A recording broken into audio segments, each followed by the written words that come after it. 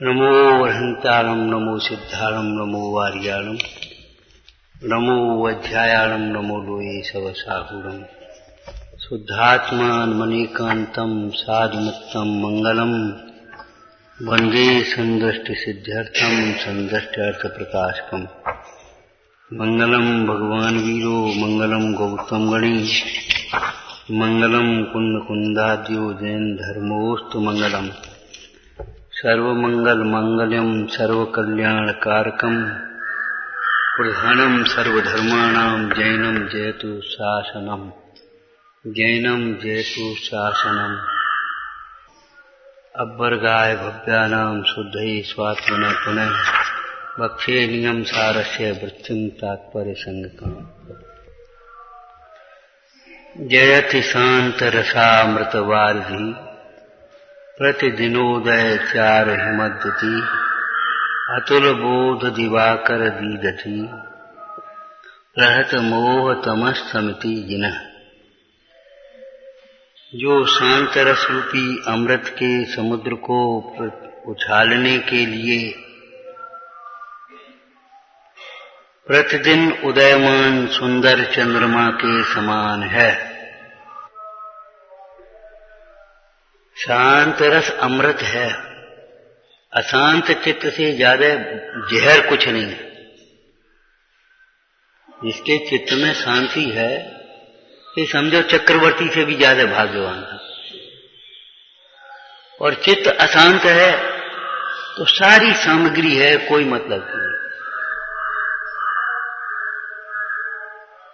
जैसे भोजन के क्षेत्र में संतोष से, प्रसन्नता से, संयम के लक्ष्य से यदि आप प्राशुक पानी भी 2 गिलास पी लेंगे तो वो अमृत का काम करेगा।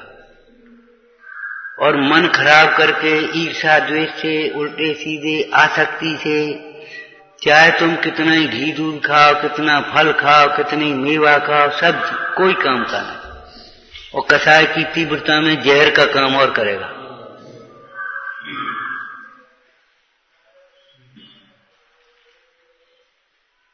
अशांत चित्त जहर विष और शांत चित्त अमृत है।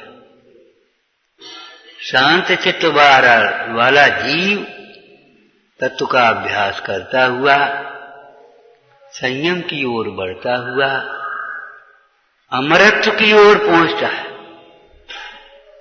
जन्म मरण का अभाव करता है। और अशांत चित्त वाला जीव नाना प्रकार की उलझनों में उलझा हुआ संसार को ही बढ़ाता है। शरीर तो जब छूटेगा तब छूटेगा। उसका जीवन हाय मरे हाय मरे हाय मरे हाय हाय करते करते चला जाता।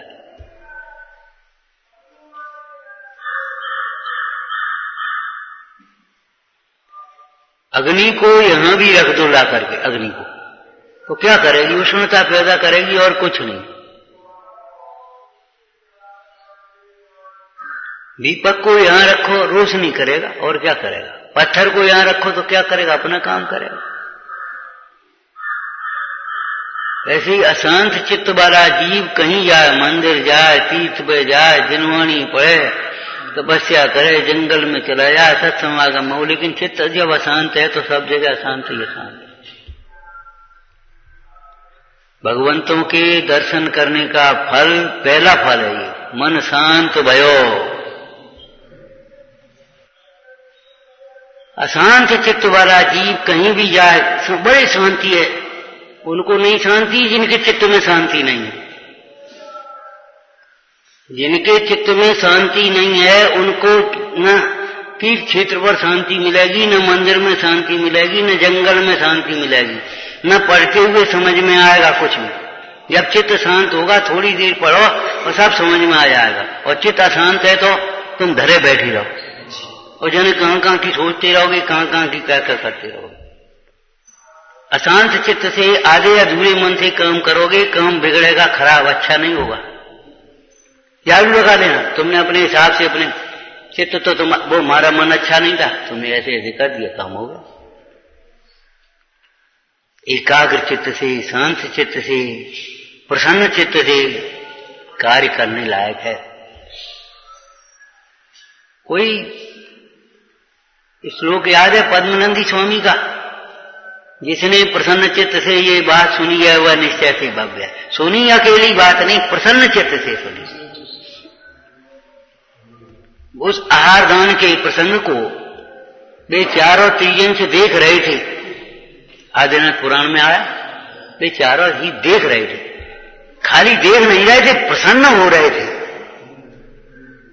उस प्रसन्नता के बल से, अनुमोदन के बल से वे आदिश्वर के साथ ही मोक्ष गए, उन्हीं के साथ में आई प्रसन्नता।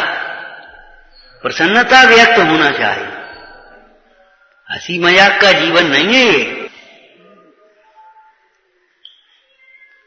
अन्योन्मनतिरिक्तम, न कम न ज्यादा, यथा तथ्यम, जैसा तैसा, जितना तितना। मेढक भगवान महावीर स्वामी का सम्मोहन आया, वहां से चला फुदकता कैसे, और श्रेणिक से पहले पहुंच गया सम्मोहन में देव बन करके।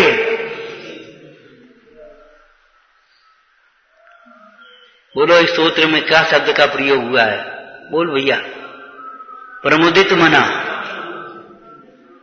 यदर्चा भावेन प्रमुदित मना दर्दुरेव। एक मेढक है पूजा करने के लिए बहुत प्रसन्न हुआ, और अब हम कहाँ पहुंचेंगे इतनी भीड़ में, इतनी दूर हम कैसे पहुंचेंगे? हाँ, ये निगेटिव बातें नहीं है।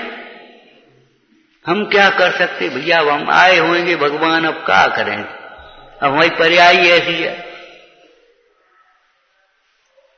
ये उल्टे सोच नहीं चले। चलो प्रमुदित मना, जितनी प्रसन्नता उतना ही पुण्य, जितनी कलुषता उतना पाप। धर्म क्रियाएं ये रूखी रूखी क्रियाएं नहीं है ऊपर ऊपर की, ये अंतर के प्रसन्न मन से। जब रोगी को लाभ होता है तो उसका चेहरा खिलता है, वैद्य के प्रति कृतज्ञता ज्ञापित होती है। वैद्य जी के पास पहुंचा और जल्दी जल्दी पहुंचा, उसने पांव पकड़े, वैद्य जी आपने तो जिवाए लो, बचाए लो। कौन करवा सकता है व्यवहार? व्यवहार करवा कौन सकता है? विनय कराई नहीं आती, सेवा कराई नहीं आती, पूजा कराई नहीं आती, भक्ति कराई नहीं आती। तो भक्ति रे मुखरी कुर्ते बलानमा। मूल विषय क्या चल रहा है समझ में आया? क्या शांतता अमृत है, अमृत की ओर ले आ सकती। आकुलता से, अधीरता से कोई मोक्ष मार्ग में नहीं लगा जाता, न बढ़ा जाता। शांत चित्त से विचार करो, इसका विचार विवेक पूर्वक शांत चित्त, तो सर्वात्मिक ज्ञान के सिद्धांत का रस पीजिए। अब देखो, शांतता का कारण और अशांतता का कारण है मोह भाव, अज्ञान भाव, कसाय भाव, वो चित्त को अशांत करने वाली। और ज्ञानाभ्यास, और अथवा तो ज्ञानाभ्यास पूर्वक होने वाली, ज्ञानाभास नहीं, ज्ञानाभ्यास। ज्ञानाभास अलग है, ज्ञान जैसा दिखाई देता है लेकिन ज्ञान है नहीं। ज्ञानाभ्यास पूर्वक होने वाला श्रद्धान ज्ञान आचरण रत्नतः वह चित्त की शांति का कारण। ठीक है, अब निमित्तों में देखो तो जो तुम्हारा जो जितने भी शरीर, परिग्रह, भोग, संयोग, ये सब चित्त को अशांत करने वाले, और ये जिनवाणी सत्संगति ये हमारे चित्त को शांतता देगा। धर्मायतन चित्त की शांतता के निमित्त है, और तुम्हारे अनायतन चित्त की अशांतता के कारण। अनायतनों में सब समझ लेना, लौकिक जीव चित्त की अशांत करेंगे और कुछ नहीं करेंगे। जिन्हें चित्त की शांतता चाहिए लौकिक जीवों से भी दूर हो। पग पग पर कसायों के निमित्त हैं लौकिक मार्ग में, लौकिक जीवों की संगति में पग पग पर कसायों के निमित्त हैं। इसलिए परिचय सहन करना पड़े तो करो, लेकिन लौकिक जीवों की संगति को छोड़कर सत्संग में रहो, सत्समागम में रहो। वहां तुम्हें सुविधाएं मिलेंगी, भोग मिलेगी, मान सम्मान पद प्रतिष्ठाएं मिलेंगी, शांतता नहीं मिल पाई।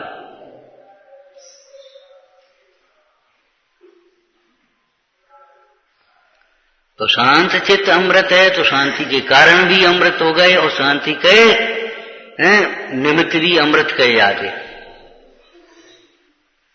और अशांति जब जहर हो गई तो अशांति के कारण भी वो सब विषैला भोजन है,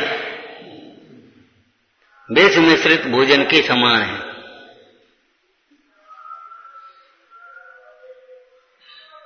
क्या नाम, बृहद दिव्य संग्रह टीका में 12 भावनाओं के प्रसंग में लिखा, इन पंचेंद्रिय के भोगों में ज्ञानी जीव को उच्छिष्ट भोजन के समान, झूठे भोजन के समान रुचि नहीं होती, ममत्व तो नहीं होता। किसी को बमन हो गई हो, अब उस भोजन में क्या, उसमें क्या रुचि होगी? चाहे वो अभी खाया हो और अभी बमन हो जाए, माने उसको खट्टा फट्टा ज्यादा नहीं हो पाया, वैसा का वैसा ही निकल गया सीधा, बड़ी रसगुल्ला और ये तुम्हारी सबरी, लेकिन अब उसका क्या करोगे?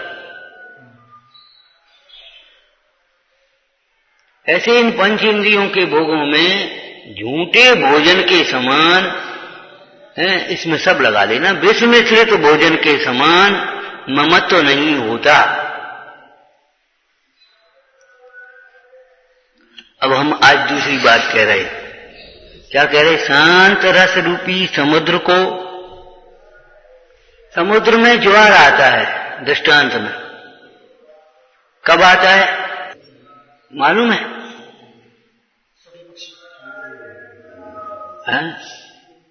जब चंद्रमा की कहने पर ज्वार आता है, रोज तो नहीं। यहां कहते हैं प्रतिदिन, प्रतिदिन निरंतर शांतता, शांति शांति शांति निरंतर। उसको चित्त को जितने जिसका शांत है उसको अशांत कोई कर ही नहीं पाता। उपसर्ग कर सकते हैं, करो, लेकिन चित्त अशांतता नहीं होती। उन प्रतिकूल प्रसंगों में भी, उपसर्गों में भी उसका चित्त अशांत नहीं हो पाता। क्यों? उसके चित्त में तत्व बसा हुआ है। जैसे अभी इनसे कोई बात कहें तो आपको कोई मतलब नहीं होगा, बल्कि अगर कुटिलता है तो हंसोगे और कुटिल हंसी हंसोगे। देखो इनसे कह रहे, देखो ये कैसे पिट रहे, देखो ये कैसे गिर गए, हंसी और उड़ाओगे अगर तुम्हारी कसायों की तीव्रता और कुटिलता है, अभिमान की पराकाष्ठा है।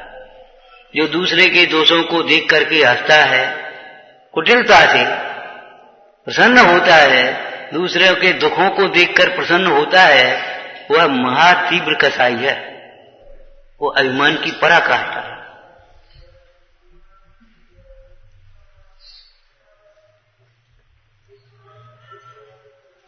माने प्रतिदिन उसके चित्त में कभी अशांतता नहीं।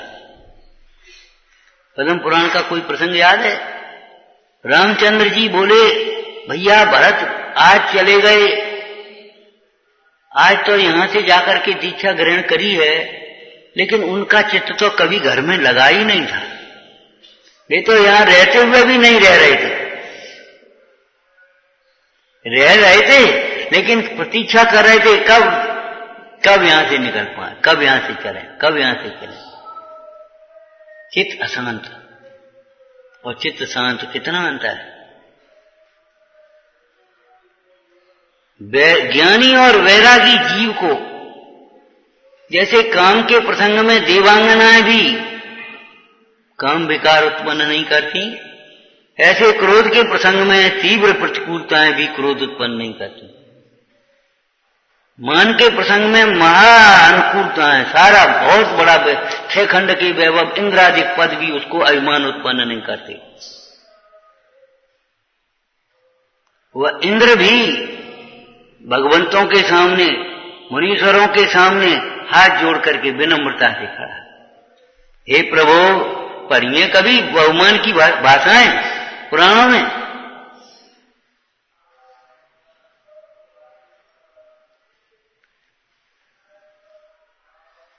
चार दत्त ने उस बकरे को रंगकार मन सुनाया, उस रसकूप में, वो कुएं में गिरे हुए उस व्यक्ति को जिसने निकलने का मार्ग बता दिया था ना, उसको फिर मरणासन्न था तो उसको रंगकार मन सुनाया, दोनों मर करके देव हुए। ठीक है ना। अब मुनराज के पास चार दत्त बैठे, उस समय वे दोनों देव आए और पहले चार दत्त को नमस्कार किया। किन भाषाओं में उपकार किया? बोलो, उपकार की भाषा आती है? भाषा कहां से आएगी? वो विद्याधर जिसको छुड़ाया था, जिसकी कीलिच कर गया था ना, उसकी स्त्री को हरण कर ले गया था विद्याधर। उस विद्याधर को चार दत्त ने जब छुड़ाया और जब वो घर गया, वो क्या नाम, उसने किन शब्दों में उसका उपकार व्यक्त किया था? बोलो, पुराण पढ़ो, आपको पता पड़ेगा। तो बहुत दिन से पढ़ो तो ध्यान नहीं है, ये भूलने की बातें हैं।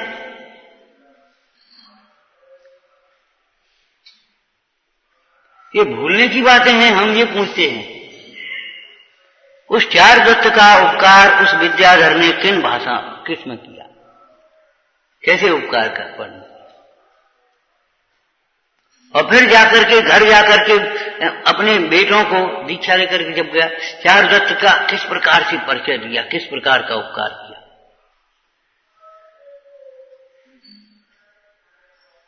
जब तक वैसे भाव नहीं होंगे, तब तक वैसी भाषा नहीं होगी, तब तक वैसी चेष्टा नहीं होगी। देख करके चलो, नहीं चल पाओगे। 3 चौकड़ी कथा का भाव होगा, आपकी ईर्ष्या समिति अपने आप पलेगी, पालना नहीं पड़ेगी। भाषा समिति अपने आप पलेगी जब 5 महाव्रत होंगे और 3 चौकड़ी कथा का भाव होगा। जब तक उस प्रकार की कथाएं मंद नहीं हुई, आपकी भाषा समिति नहीं हो सकती। मोह समिति बैठी है, भाषा समिति कहां से आएगी? इंद्र कैसे हजार हजार नामों से स्तुति कर रहा है, हजार हजार नाम लेकर के स्तुति कर रहा है, कैसे कर रहा है?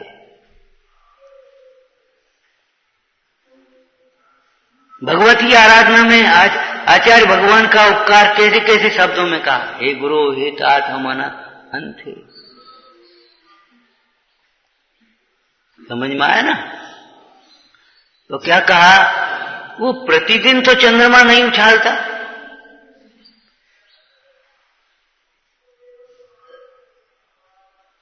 लेकिन ये आत्मा प्रति क्षण क्षण की पर्यायों को शांतता प्रदान करता है।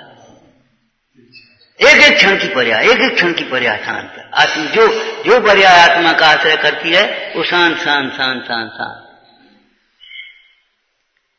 अमृतचंद स्वामी ने किन शब्दों में लिखा, एक और शांति का साम्राज्य, एक और भव का ताप है, एक और शांति का साम्राज्य है, साम्राज्य।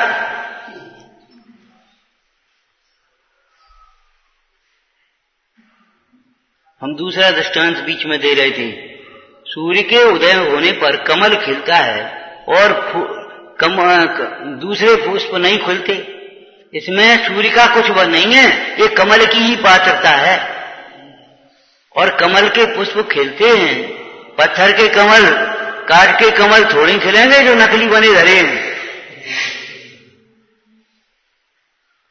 तो भव्य जीव ही इन जिन वचनों को सुनकर के हृदय कमल खिलता है, प्रसन्न होता है, उल्लसित होता है। ये कहने का तात्पर्य।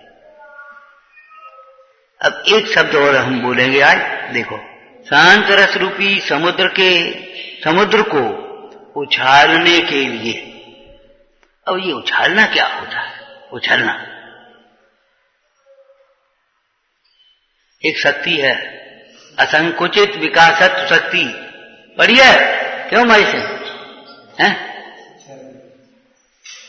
माने अपनी मर्यादा से एकदम बाहर निकल जाए। अब देखो, अग्नि अगर उछलेगी तो क्या होगा? घी उछल जाए गरम कढ़ाई में से तो तुम्हारा हाथ जलेगा? है? जो चीज उछलेगी वो बाहर फैलेगी, और बाहर फैलेगी तो उसका वहां भी वही प्रतिक्रिया होगी कि नहीं? जैसे गरम घी उस कढ़ाई में से उछल गया और जाकर के फैल गया, तो अब वो तुम्हारा हाथ जलेगा कि नहीं? जल जाएगा कि नहीं? अग्नि कीचड़ उछल जाए, अगर कोई पत्थर फेंके कीचड़ उछले, तुम्हारे कपड़े गंदे होंगे कि नहीं होंगे? तो शांत समुद्र उछलता है। उछलता का मतलब ये है, आत्मा का अनुभवन करने वाला जीव, आत्मा की आराधना करने वाला जीव स्वयं तो शांत है ही, लेकिन अपने परिवेश को भी शांत बना।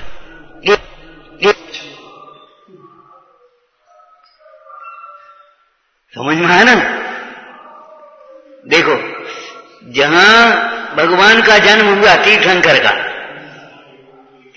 का जन्म कहां हुआ? मान लो ऋषभदेव का कहां हुआ? अयोध्या में। और 3 लोक में साता पड़ गई, शांति छा गई। नरकों को भी एक क्षण तो, नरकों में भी एक क्षण को तो साता का संचार हुआ। क्यों भाई बोलो? उन नारकी जीवों को भी एकदम ऐसी लगने लगी जैसे ठंडक सी हो गई हो, तुम्हारी ठंडक भाषा बोल कर। नारकी जीवों को भी ऐसा लगने लगा कुछ, क्या उनके बाजे बजने लगे, उनके सब घंटे बजने लगे, उनके सब होने लगे। उन्होंने, अरे तीर्थंकर का जन्म हुआ।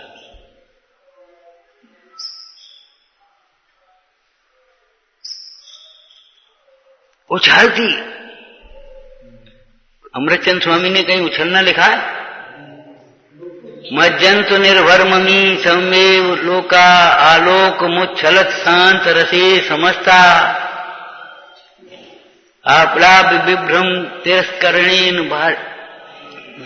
भरेण प्रोन्मग्न एस भगवान अवबोध सिंधु। बोलो अर्थ फिर दोबारा पढ़ो। मज्जंतु निर्भर ममी समेव लोका मालोक मुच्छलंत शांत रसी समझता। विभ्रम रूपी आड़ी चादर हट गई है और ये शांत रस लोक पर्यंत, आलोक मुच्छलत, लोक पर्यंत।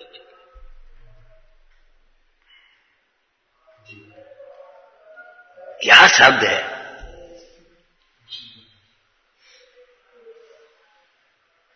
क्या शब्द लिखा है! आलोक मुच्छलत शांत रस ही समझता है। पुराने जमाने की बातें याद होगी पुराने लोगों को।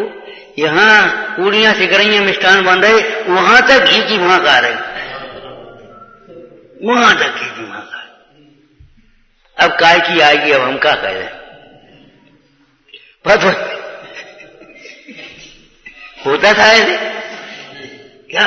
माने आलोक मुच्छलत लोक। ये विभ्रम रूपी चादर, आड़ी चादर लिखा है हिंदी में।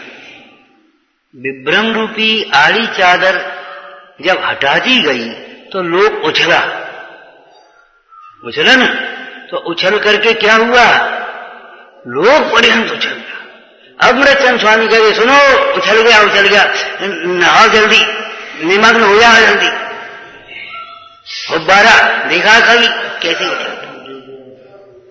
कभी कभी वो बोतलें होती तुम्हारी, उनके दृष्टांत अच्छे नहीं, वो पीने लायक नहीं हैं, वो भीतर पैक बंद है, जैसे वो डाढ़ खुली ऐसे उछल चलती। हमने नहीं कभी जिंदगी में देखी, स्वाद ही नहीं, हमें पता नहीं। हम तो ये कह रहे हैं, माने जो दबा हुआ है ना, वो ऐसे उछलता है,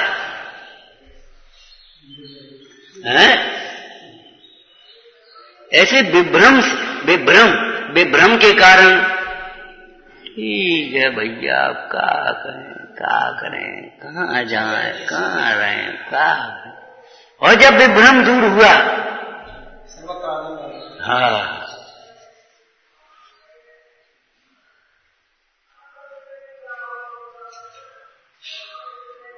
भ्रमतम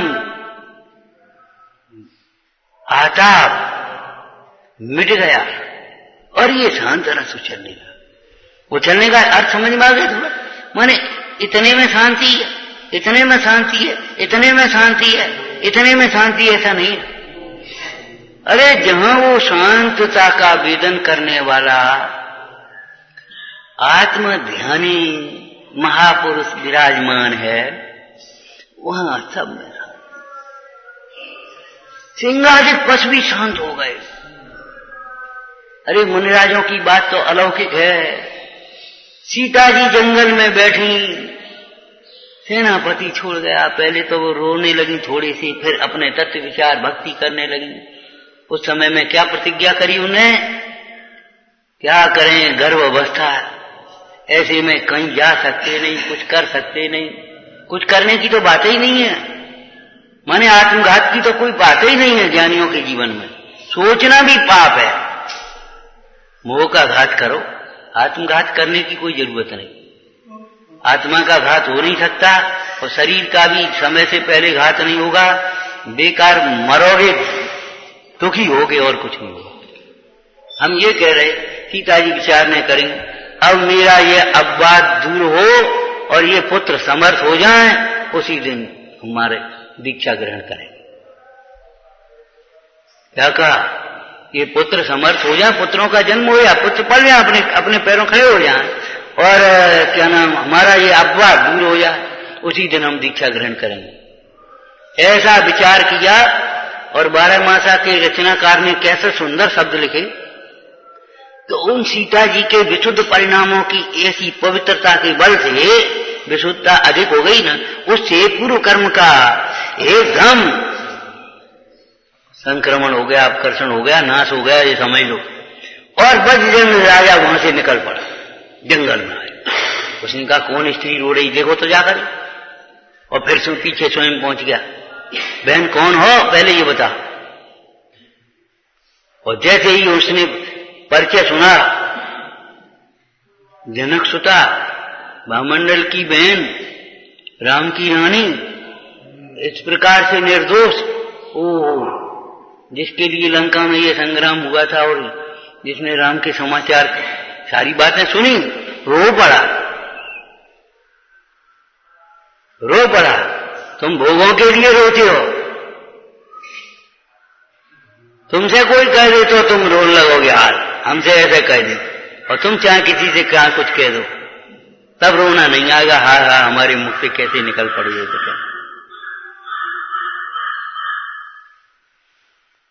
दूसरे का भी चित्त होता है। एक दिन एक पुस्तक पढ़ रहे थे, एक जेल में वो जेलर था, बड़ा क्रूर परिणामी। 2 भाई थे, एक जेल में, एक दूसरे जेल में ही था, और इतने अत्याचार करते थे, इतना अत्याचार कहो तो उल्टा वो क्या नाम, खूंटा ठोक दें मर जाए, मिर्चें भरवा दें मर जाए, तरफ तरफ करके। एक दिन उसकी माँ गांव में थी, तो कहीं पहले बाहर गांव जाते थे लैट्रिन पे, तो कहीं बैठी, उसके अत्याचारों की कहानी गांव गांव में भी पहुंची थी। और उस समय स्वतंत्रता संग्राम का समय चल रहा था, अंग्रेज गांधी जी का आंदोलन, तो देशभक्ति की लहर चल रही थी। और देखो अपने देश के ये कैसा आदमी है, माने अपने अफसरों को खुश करने के लिए अपने ही लोगों पर, अपने भाइयों पर, अपने देशवासी ऐसे अत्याचार करता है। तो संयोग की बात, वो महिला बैठ गई, वो उसकी माँ लैट्रिन करने, और वो निकल पड़ा खेत वाला, ए बुढ़िया ये लैट्रिन उठा ले, लैट्रिन उठा ले, हम कह रहे थे कि क्या बकता है। बकता नहीं हूं, आदेश है हमारा, नहीं तो तेरे मुंह में भर देंगे। तूने ऐसे सांप जने, तूने ऐसे सांप जने हैं, अब कुछ कहते नहीं बनता, स्त्री है इसलिए कुछ नहीं कह रही, चुपचाप उठा ले। बुढ़िया भी सेम गई और बने वो लैट्रिन उठा करके ऐसे कपड़े में बांधी और चुपचाप पहुंची अपने उस लड़के के पास मुल्तान में। मुल्तान की जेल में था वो, वहां पहुंची और जाकर के रो पड़ी। उसके दिमाग में आया, ओ भगवान, हमारी ये दशा। उसी दिन से कान पकड़े अत्याचार बंद कर देंगे। और दूसरा भाई दूसरी जेल में, वो भी ऐसे ही उसके नाटक थे।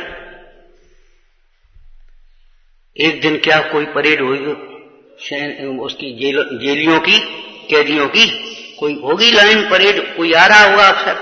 संयोग की बात, एक को चक्कर आया, वो गिर पड़ा। सोई जेलर एकदम तुरंत आगे बढ़ा, उठा, भैया इसको उठाओ, देखो तो क्या बीमार हो गया, क्या हो गया, किसको कैसा कोई तकलीफ कैसी हो गई। तो सारे जेली लोग आश्चर्य करने लगे, आज इसका ये व्यवहार कहां से आ गया। पूछने की हिम्मत किसी की नहीं हुई, लेकिन सोचने लगे आज इसका व्यवहार बदल कैसे गया। और नहीं तो 4 कोड़े और लगवाता, ये मक्कार गिर गया, बहाने बनाता, 4 सुनाता और 4 कोड़े लगवाता। आज इसका ये व्यवहार कैसे बदला। तभी वो जेलर बोला, क्या कहें भैया, आप लोग सुनो, हम 2 भाई हैं, बच्चा एक है। बच्चा एक भी नहीं है, एक भानेज गोद लिया है 2 भाइयों के बीच में, उसको बच्चे की तरह पाल रहे। उसकी तबीयत खराब हुई, बीमार हुआ, तब हमको एहसास हुआ जैसे हमारा ये बच्चा बीमार हुआ, ऐसे औरों भी बीमार होते होंगे, औरों को भी तकलीफ होती होगी। जब अपने ऊपर पीड़ा पड़ी तब दूसरों की पीड़ा समझ में आई। तुम लोग सब दुआ करो हमारा बच्चा बच जाए।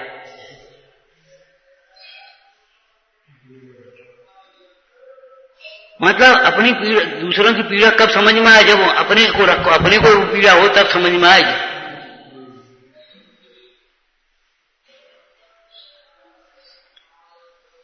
तो यहां ये कह रहे उछलने का अर्थ समझ गए होगे।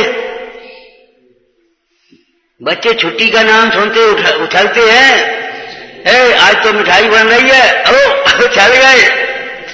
सुनो आज खेल होंगे, उछल गए। जिसको जहां रुचि होती है वहां उछलता है। उछलना माने आनंदित होना। और जो उछलता है तो वो अकेला उछल नहीं पाता, अकेला नहीं, उसका परिवेश उछल जाता है। एक ज्ञानी धर्मात्मा के निमित्त से कितने जीव ज्ञान धर्म के मार्ग में लग जाते। एक मोही जीव, एक पापी जीव कितने लोगों को बिगाड़ देता है, कितने लोगों को नुकसान करता है, कितनों को दुखी करता है। चोर कितनों को रुलाता है, बोलो।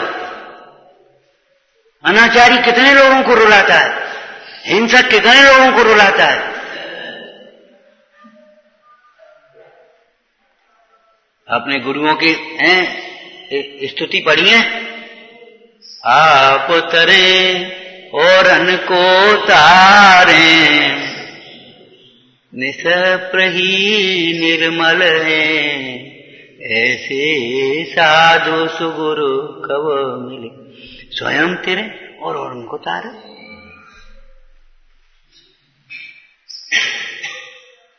तो उछलने का मत हम विचारते रहे, हमने देखो उछलना शब्द लिखा है। फिर निगाह पूरी हमने कही, देखो अमृतचंद स्वामी ने लोक पर्यंत उछलता है। अनंत ज्ञानियों का एक ही क्या स्वरूप, तो सबका एक है। समस्त जीवों का स्वरूप ज्ञान आनंदमय है, लेकिन अनंत ज्ञानियों का श्रद्धान भी एक है, अनुभवन भी एक है और वेदन भी एक है। अनंत ज्ञानियों का। तुम्हारा मत कुछ अलग है, उनका मत कुछ अलग है। ये अलग अलग झपड़ी, अपनी अपनी झपड़ी, अपने अपने राग नहीं होते। एक हो तृणकाल में परमार्थ को पाना।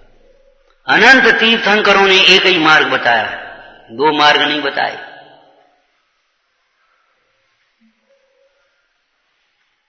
शांत रह करके भी, शांत रहते हुए ही शांतता का वातावरण बनाया जा सकता है। स्वयं अशांत होगा तो दूसरों की शांतता में निमित्त नहीं हो सकता।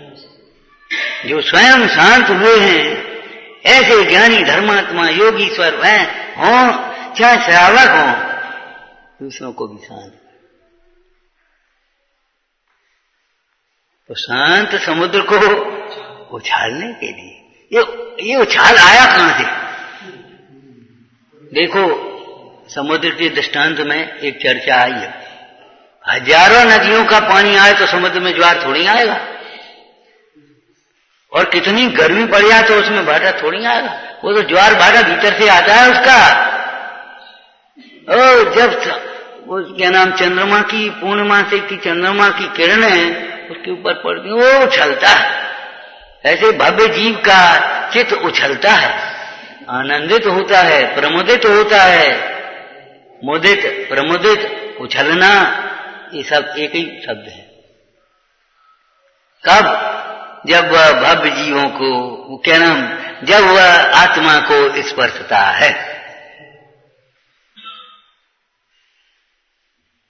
व्यवहार में ऐसे परमात्मा को, गुरु को, जिनवाणी को जब वो स्पर्शता है, उछलता है उसका चित्त, आज हम धन्य हो गए, कृतकृत्य हो गए। धन्य धन्य है घड़ी आज की। ये क्या है? धन्य धन्य कहां से आ गया?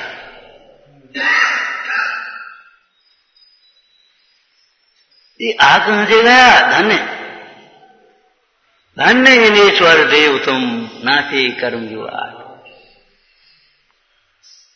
हमने तो ये शब्द सुने हैं, जो बेचारे तत्व नहीं जानते, बे भद्र परिणाम, आज धन्य हो गए, धन्य हो गए।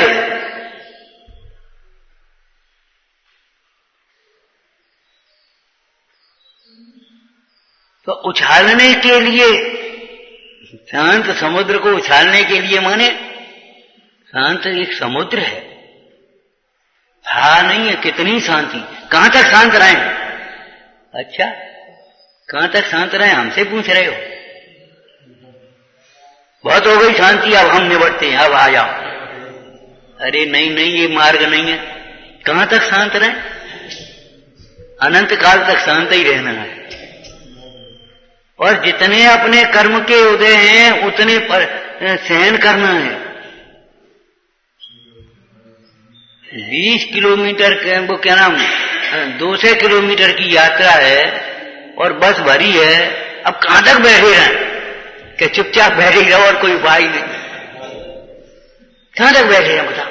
इतनी देर तो हो गई, आध घंटा हो गया, पौन घंटा हो गया, कहां तक बैठे रहें? कि जब तक गंतव्य न मिले यही रहना है, यही रहना है। शांति से बैठोगे तो कोई मतलब नहीं करना।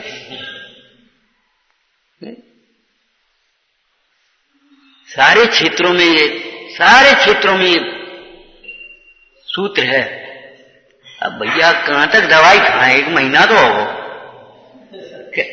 कुपथ कितने दिन करो तो ये तो बता दो तुमने। क्यों भाई, कुपथ कितने दिन किया तुमने? अब कह रहे हो कहां तक हम दवाई खाएं? कभी कभी डॉक्टर कह देता है भैया ये गोली तो जीवन भर लेनी है तुम्हें। कहां तक की बात कहते हैं? तो हम भी कह रहे भैया ये जिनवाणी का अभ्यास तो जीवन भर करना है।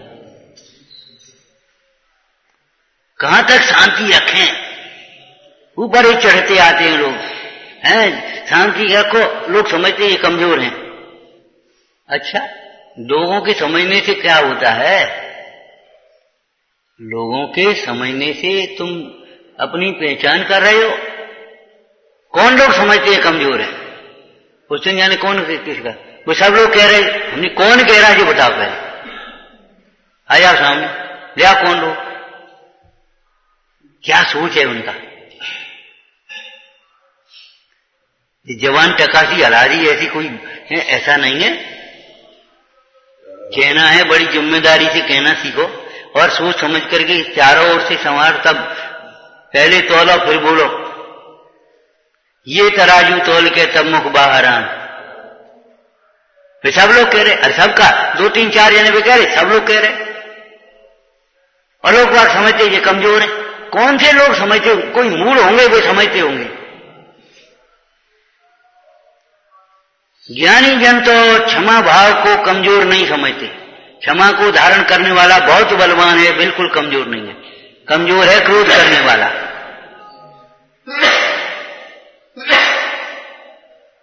बोला क्रोध करने वाला कमजोर है कि क्षमा करने वाला कमजोर है? पार्श्वनाथ भगवान कमजोर थे? नहीं, कमजोर थे। कमठ बलवान था, बने खींच के, हाँ, जो से बोलेंगे सो हम बस हम हो गए कछु। अरे नहीं भैया, कमजोर कौन है? जो कसायों को नहीं जीत पा रहा। जो कसायों को जीत ले गए, क्षमावान तो मजबूत है, आत्मबल बढ़ता है उससे। लोग समझेंगे काम ये कायर है। रावण को यही तो विचार आ गया। लोग अगर सीता को हम सौंप देंगे, ये सोचेंगे रावण कायर है। अरे लोग नहीं समझते, कोई मूढ़ों की बातें छोड़ दो। लेकिन अगर लोग सीता को वो सौंपने जाता, गया नहीं, लेकिन हम एक कल्पना कर रहे, अगर वो सीता को सौंपने जाता, राम हृदय से लगाते सही पूछो था।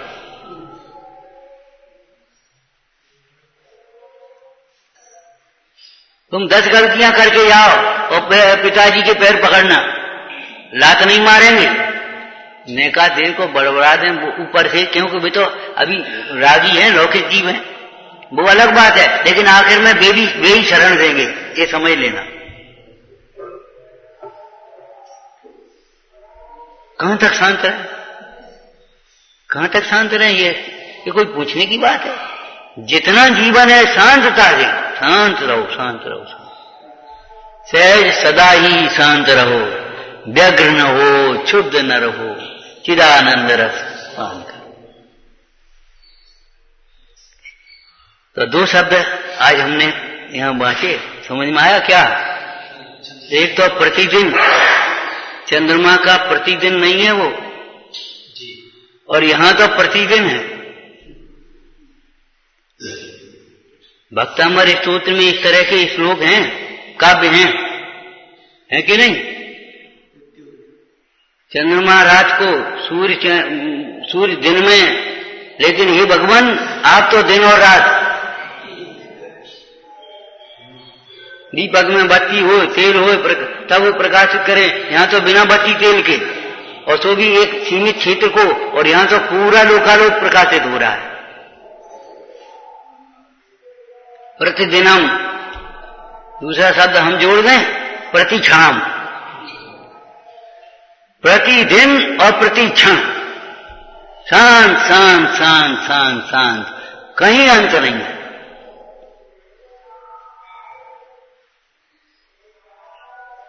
उछलता है, दूसरा शब्द का उछलता है। उछलता का मतलब समझ में आ गया होगा क्या? अरे स्वयं शांत है, उस जहां वो जीव पहुंच जाए, शांति का साम्राज्य छा गया। जहां मुंडराज विराजे हैं, समूषण विराजता है, वहां शांतता आ जाती, बैर विरोध भूल जाते लोग, कसाएं शांत हो जाते। तो जो स्वयं शांत जीव है, वह दूसरों की शांतता के लिए भी निमित्त होता है। अब कोई उसको देख करके शांत न हो तो उसकी अपात्रता है, उसका उल्टा सोच है, उसका अज्ञान है, ये समझ लेना। जैसे श्रेणिक शांत नहीं हुआ तो ये उसकी होनार खोटी है, उसकी अपात्रता है, उसका उल्टा सोच है। भादुआ की मुंडाज शांतता के निमित्त, शांत समुद्र को उछालने के लिए भगवान आत्मा चंद्र के समान है। ये तो साहित्यिक भाषा है। भाव क्या हुआ? जो अपने को आत्मा अनुभवता है उसके चित्त में कोई अशांतता कभी कहीं से आती ही नहीं, उसको कोई अशांत नहीं करती। और जो अपने को शरीर रूप देखेगा और नाम कुल से देखेगा और बाहर से देखेगा, वो जट से अशांत हो जाएगा, देर नहीं लगेगी।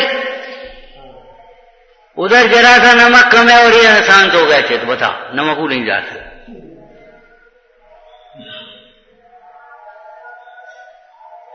नमक माने इतनी सी बात में अशांत हो गया।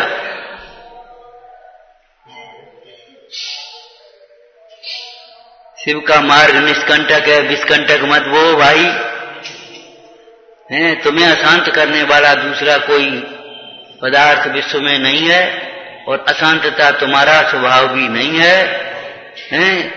स्वयं अपने मोह से, अपने दुर्विकल्पों से अशांत होते हुए दूसरों को दोष देना बंद कर दो।